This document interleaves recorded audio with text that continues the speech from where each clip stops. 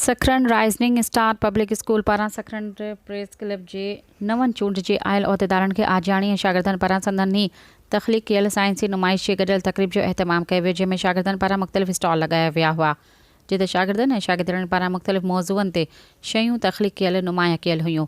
सखरन press club जे वफ़द सदर मीर मोहम्मद कीरियो जी अॻवानी में साइंसी नुमाइश जो मुआइनो कयो, जिते शागिर्दनि पारां खेनि संदनि साइंसी तख़लीक़ बाबति ब्रीफ कयो वियो, जिते शागिर्दियाणियुनि पारां मुख़्तलिफ़ सवालनि जा जवाब पिणु ॾिना विया। इन मौक़े ते स्कूलनि जे मैनेजिंग डायरेक्टर ग़ुलाम नबी कीरियो ऐं चीफ एग्जीक्यूटिव जुनैद अख्तर लाखो पारां सखरन प्रेस क्लब जे उहिदेदारनि खे आजियाणो ॾिनो वियो, जिते खेनि अजरकूं ऐं हार पाराए मुबारकूं ॾिनियूं।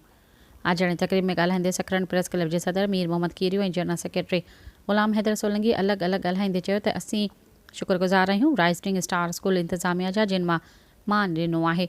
स्कूल जी साराह ॿुधल हुई। अॼु साइंसी नुमाइश मां शागिर्दनि जो टैलेंट ॾिसी अंदाज़ो थियो त स्कूल जा उस्ताद केतिरा क़ाबिल ऐं महिनती आहिनि।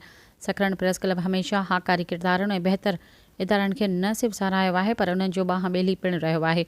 उनखां अॻु स्कूल जे MD ग़ुलाम नबी कीरियो आयल महिमाननि खे आजाणो पेश कंदे चयो त असां सखरन प्रेस क्लब खे सहाफ़त सां गॾु फलाही कमनि में पिणु अॻुभरो ॾिठो आहे, जॾहिं त सहाफ़त बि साफ़ सुथरी अहिड़ी जो दुनिया फ़ख़्र सां संदनि मिसाल ॾींदी आहे।